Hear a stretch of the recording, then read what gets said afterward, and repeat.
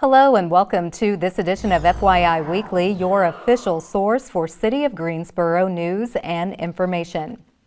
Greensboro's Development Services Division is offering a system to simplify and complete plan reviews in a timely, transparent manner. A new combined system called Plan Review and Tracking allows you to upload building-related applications and plans, view the status of your plan, pay for plan review and permit fees, download approved permits or plans, and communicate with reviewers. Plan Review and Tracking is available to residents, contractors, and developers involved with residential additions and alterations, technical review committee action, on-site plans and subdivisions, fire permit applications, soil erosion plans, and to record plats, among other applications. Paper plans, including residential building plans, will now only be accepted electronically via the Plan Review and Tracking system. Plan review processes that began in the former Plan Review system before September 1st will continue in that system until completed. To use the new system, an account will need to be created, even if an account exists in the former Plan Review system. The Greensboro Police Department's Take Me Home program is free and serves as a resource and safety net. Family members and legal guardians can upload critical information for loved ones with a cognitive impairment or developmental disability. This includes those diagnosed with conditions such as autism, dementia, or Alzheimer's. In the event an individual who is registered in the Take Me Home program encounters police or is reported missing, law enforcement and emergency services personnel can use the registry to search for the person's contact information, a detailed physical description, and a photo of the person. This will save valuable time in safely getting the person home. The Take Me Home program is also helpful for people who are nonverbal or easily disoriented. The program is strictly voluntary and not limited by age or disability. All data is confidential and only accessible by City of Greensboro Public Safety personnel. For more information or to use the Take Me Home registry, visit the city's website. The City of Greensboro and Greensboro Beautiful, in partnership with the Piedmont Triad Big Sweep, will host the annual Big Sweep Litter Cleanup Days October 2nd to October 18th. Volunteers can help clean up parks, streets, neighborhoods, parking lots, and streams throughout Greensboro.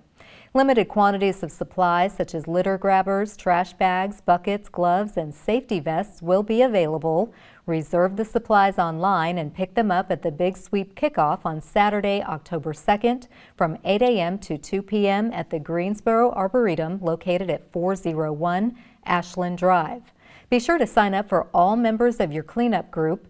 During the event, Greensboro Beautiful will be collecting non-perishable food, baby supplies, face masks, and toiletries to donate to Greensboro Urban Ministry and Faith Action International House. Volunteers will be required to adhere to COVID-19 safety protocols and participate as individuals or in small groups with family or friends within their quarantine bubble. The Big Sweep is also sponsored by Greensboro Regional Realtors Association, Crescent Rotary Club, Ocean Conservancy, and Keep America Beautiful. For more information, visit Greensboro Beautiful's website or call Volunteer Coordinator Alex Zielinski at 336-373-7507.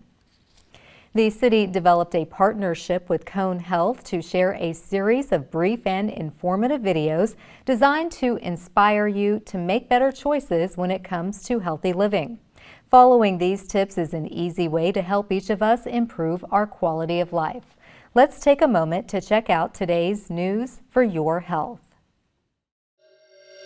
Coronavirus is in the community and we have to adjust to its presence, but it doesn't mean you can't live your lives. We just want you to be safe. A lot of people are beginning to go back out and do things, so let's talk about some ways to stay safe. When you're out in public, it's important that you always bring your mask. A helpful tip is to just go ahead and mark the outside of your mask with a marker. That way you can keep track of which side is outside and which side is inside. It's very important that you wear your mask the proper way. You take the loop of the mask, go ahead and put that behind your ear. making sure it's secure, and then tuck it under your chin and cover your nose. When you remove your mask, you do the same thing. You do the reverse. You're going to go ahead and take the loop off your ear, and then you're going to pull your mask down. Don't grab the front of the mask. Just go ahead and pull it off of your face, and then wash your hands. If you wear a cloth mask, wash it and dry it with high heat in the dryer. Don't just keep wearing the same mask over and over. Cough into your sleeve. Still practice good hand hygiene. Wash your hands every time you touch your mask. It's not 100% of a seal, but it decreases the risk of cross-contamination if someone talks or sneezes, and also prevents you from getting someone else sick. Wash your hands with soap and water for 20 seconds. The proper technique is to make sure that you wash from the fingertips all the way to your wrist, allowing your hands to get in full contact with the soap, lathering completely and rinsing. Items like pens, doorknobs, keyboards, remote controls, we call those high contact surfaces. Bring your own pen, save yourself some time with having to decontaminate everything.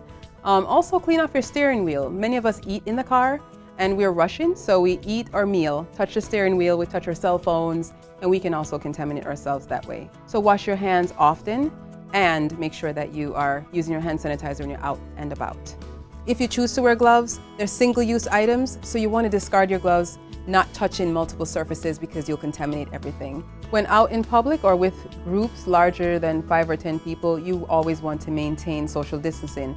That means that you maintain about 6 feet between you and the next person when possible. It's also important to avoid crowded spaces when you can. Many places are beginning to limit how many people they let into stores, but you could do that on your own by just scanning the room and then waiting until the crowd passes.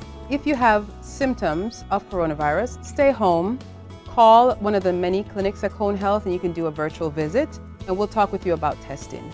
Coronavirus is in our community, so as we adjust to this new normal, we want you to continue to live your lives. Just to remember to keep safe, keeping each other protected by following these tips.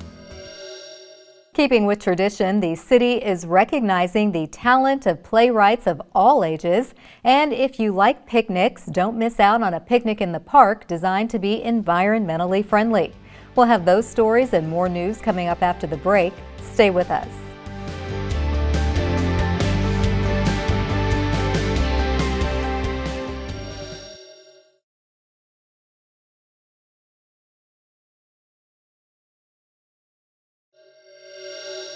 Welcome back to FYI Weekly.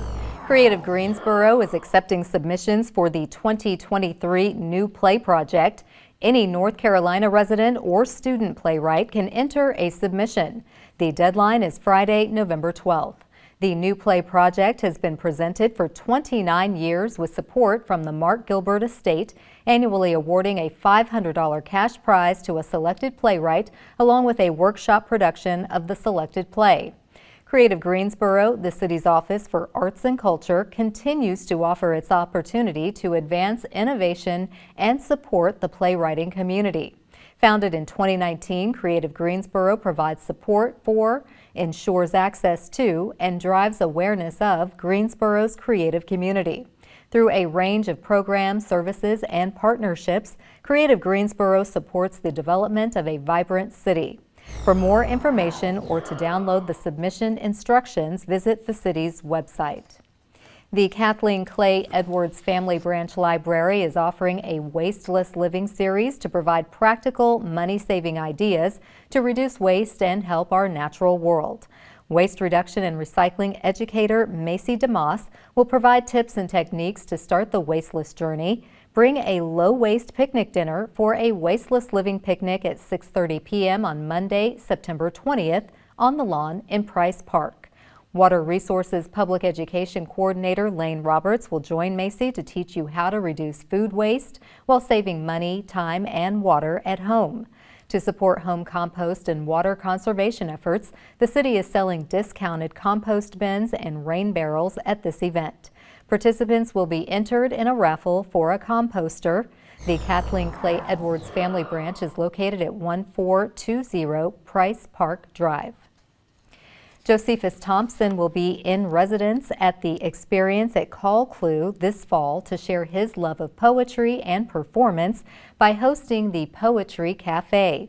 Kids and teenagers ages 10 to 18 are invited to be a part of the Poetry Cafe's Youth Cypher Series.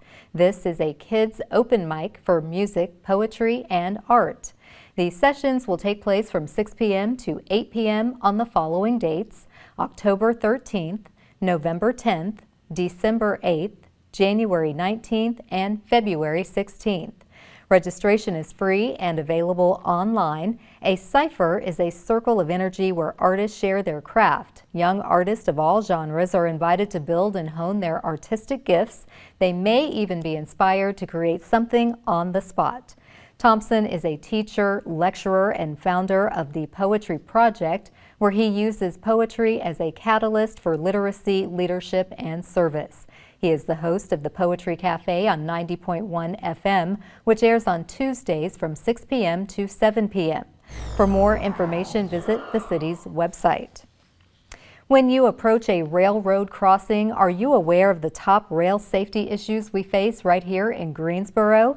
Coming up after the break, find out what those issues are as we recognize National Rail Safety Week. Stay with us.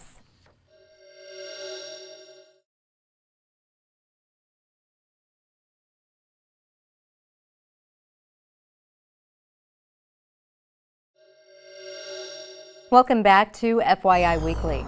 Law enforcement agencies throughout the state will conduct railroad safety checks at rail crossings. The purpose is to hand out life-saving information to drivers. Joining me now to talk about other activities taking place this week for National Rail Safety Week is Jim Westmoreland. He is the board chair for North Carolina Operation Lifesaver. Hello, Jim. Welcome back. Hey, Carla. How are you? Thank you for having me again. Oh, I appreciate absolutely. it. Thank you for joining me. You're welcome. Very important topic, rail safety, and now you're chairing this board that really laser focuses on trying to keep the community up to date, educated, and aware. So what is the purpose of National Rail Safety Week, and why is this so important to you? So National Rail Safety Week has been going on now since about 2016. It's really a focused effort to help the public understand how to be safer around railroad crossings. So it's a week-long event running September the 20th through the 26th. And it's really focused on different themes every day. The overall theme is Stop Track Tragedies. And each day during the week we have a different theme and a different sort of focus area. So we still have a big issue in North Carolina. We have a big issue across the nation of losing too many people to rail crossing tragedies and trespasser tragedies where they're walking on the tracks. Okay, and I was going to mention, I said driving in the beginning, but this is also just as much about pedestrians. Yeah, absolutely. So last year in North Carolina, we had a total of 13 fatalities on the railroad tracks in North Carolina. 12 of those involved trespassers or people walking along the tracks. The other one involved a motor vehicle that was hit at a crossing area. This year, and we talked about it last time that we were together, about the impacts of COVID and how that was somewhat impacting the numbers that we saw. Well, we know that to be true now. So this year, through August of this year, we've already had 18 fatalities occur in North Carolina. Of those, 17 have been trespassers. One has been a car vehicle related accident. So we're going in the wrong direction, and we really believe that this is a way to sort of focus our message and our efforts directly to the public. And again, it's all about how can we educate, how can we help the public understand what they should and shouldn't do around railroad tracks and at railroad crossings. One of the things that I'll be participating in will be on Tuesday. It's called Operation Clear Track. That's where different law enforcement agencies across Greensboro, the community, the state, get out at different rail crossing areas and they promote crossing safety. It's a great program. It's all about how can you connect with the community, how can you educate them about how to keep themselves safe. It's all in alignment with what we're doing. And again, I will tell you that over the past 2 to 3 years, Greensboro has been a shining star from the standpoint of Operation Lifesaver and how we've seen that incident of trespasser issues in Greensboro diminish. So it's a great program. So the numbers that you just shared as far as the lives that have been lost, it's pretty staggering. Is trespassing the top safety issue that you're contending with? It is here in Greensboro. It is across the state. Again, this year we've had 18 total fatalities, probably about 30 total incidents of either motor vehicles or people being struck. 17 fatalities are trespasser fatalities, 1 motor vehicle. So it remains a chronic issue across North Carolina and really across the nation. Again, it's tragic. And I won't get into the details, but suffice it to say, there were a couple of fatalities that happened earlier this year in Charlotte, North Carolina, involving their light rail system. Actually, it was a family-connected type of thing, that there was a fatality at a crossing area, and then some family members came out there to memorialize the person who had been hit and killed by the light rail vehicle. Then they ended up getting hit and killed by the vehicle. So trespassing is a big issue. Learning how to pay attention to the signs and the signals and the warning indicators on the railroad are another issue. The third biggest thing, and this is something that I see, unfortunately, when I'm driving around Greensboro from time to time, there's still a lot of interest in making photographs along the railroad. Yes. You know, you'll get out there and you'll have people that are, you know, Doing a photo shoot. Absolutely, Yes. and so I don't think they understand just how dangerous that really is. I know that there was a recent PSA put out by Operation Lifesaver that shows the image of 3 young ladies who were taking a selfie and a locomotive in the background. Unfortunately, all 3 of those young ladies passed away. That locomotive in that picture was only 2 seconds away. Yeah. So it happens quickly. Yeah. These trains are fast, they're quiet, and we're doing everything that we can to help promote safety. Yeah, that's a good point. Professional photographers often want to use the railroad tracks as a backdrop. Yeah. So you see a lot of that activity, people walking with the earphones in so they can't even hear because Yeah. their ears are plugged. Correct. So with that, how can viewers obtain additional information from North Carolina Operation Lifesaver so that we can all be part of the solution? Yeah, so there is information on our website for North Carolina Operation Lifesaver. There's information on the National Operation Lifesaver website as well. We can come out and do sort of educational presentations to different groups. We do that frequently with school groups. We do that frequently with bus drivers, just trying to educate them about things that are going on and what they should need to be paying attention to. We also offer a very specific, unique level of training to local law enforcement agencies because there is both preventative things that they can do and other things that they need to do whenever they're sort of charting or recording what happens with the rail safety accident. Obviously, as you can imagine, if you have a person or a trespasser that's hit by a train, that's often a very complicated scene. Yeah. Involves a lot of details related to how you collect evidence and how you sort of pull things together on that scene. So, and as I always tell people, let us know what kind of ideas you have about ways that we can enhance safety educational kinds of promotional offerings to the public, because that's where the best ideas really get generated. That's Yes. like with the idea that got generated here with the police department and their ATV patrol. Mm-hmm. All of these ideas and innovations sort of happen organically, and those are always seem to be the best because they connect directly to the people who Yes. need to understand it and how they would want to understand and receive that information most effectively. Absolutely. Well, Jim, it's always good to see you, and we certainly appreciate all your efforts to educate us about railroad safety, and I wish you much success during this week of National Railroad Safety Week. Thank you. Look forward to it. And again, just to everybody who's tuning in with us today, be safe around the railroad tracks and let us know if there's ways that we can help you. So thank you, Carla. Thank you. Stay tuned for some useful information about Greensboro as we tell you something about the city. That's coming up after the break. Stay with us.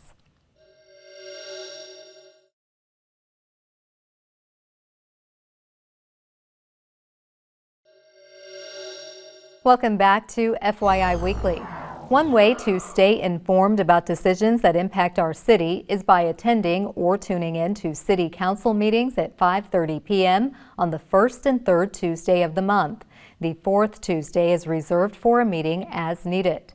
In response to the growing cases of the COVID-19 Delta variant and to prevent its possible spread, all meetings of the Greensboro City Council will be conducted virtually. Until further notice, meetings will be conducted via Zoom.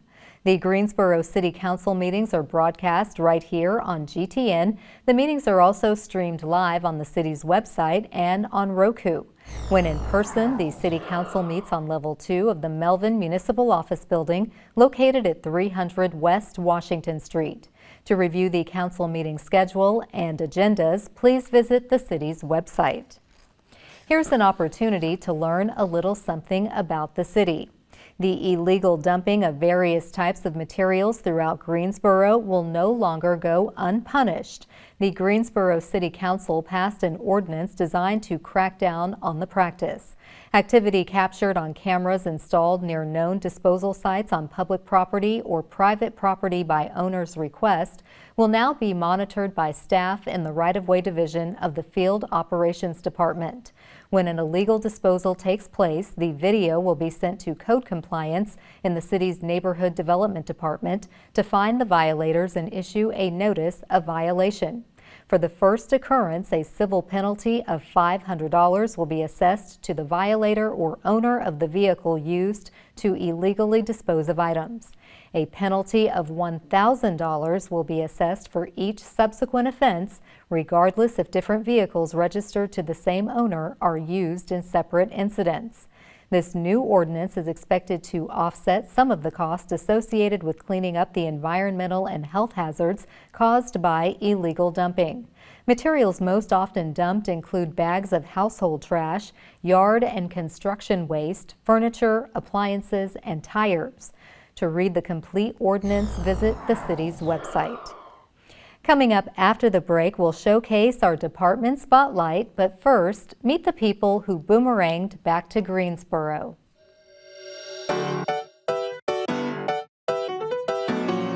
My name is Dominic Amendum, and I'm a professor at UNCG.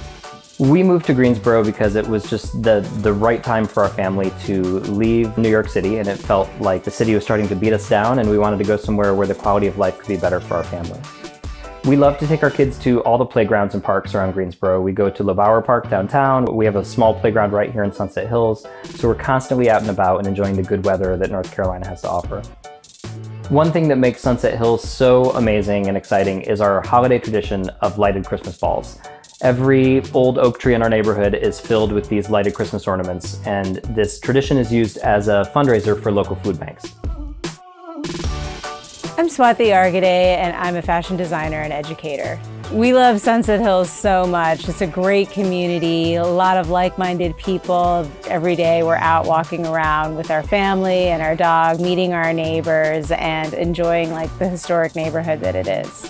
One of the best things about being in Greensboro versus being in Brooklyn is that our 10-year-old daughter can just jump on her bike and spend hours outside, something that we weren't able to experience when we lived in the city. There are definitely some restaurants that we love to eat at. Bandito Bodega is one of our favorites. We're going to Undercurrents on Friday. But my favorite place to eat in town is at my mom's house. Sunset Hills is the best neighborhood we could have moved to. The community here is amazing. We know all of our neighbors. It's just the most incredible community vibe that I could have ever imagined.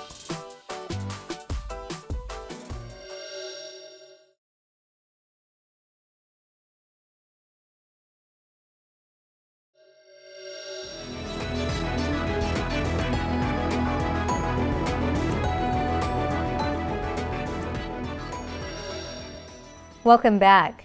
The City of Greensboro has more than 20 departments and several divisions committed to serving you, our residents and visitors. Let's go behind the scenes in our department spotlight.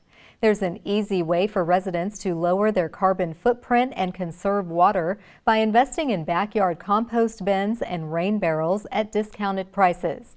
The city is selling 80-gallon Earth Machine compost bins for $50. The 55-gallon cistern rain barrels are $69.95. The sale is open to all Guilford County residents.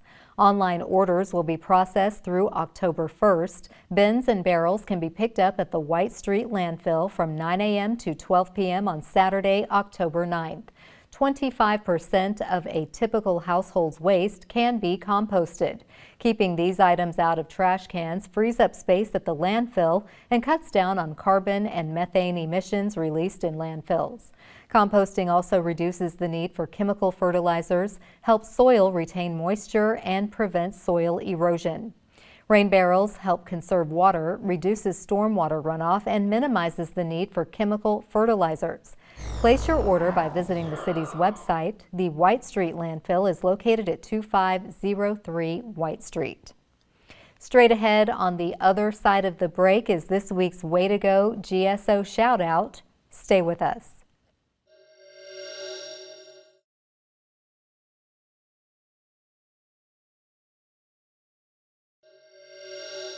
As we draw to a close, we always want to end on a positive note with our Way to Go GSO shout out. This week's shout out goes to the Greensboro Parks and Recreation Department. Staff will host a standing adaptive tennis clinic for kids with physical disabilities. This will take place at 4 p.m. on Saturday, October 2nd at Pine Top Sport Club. Registration is required and available online. This clinic teaches youth ages 5 to 17 how to use adaptive techniques to compete and learn the sport of tennis. For more information, call 336-373-2626. As the Delta variant continues to spread, please remember to wear your mask, wait 6 feet apart, and wash your hands often. That concludes this edition of FYI Weekly, but you can easily stay connected to the latest city news by linking to us on Facebook, Twitter, YouTube, and Instagram.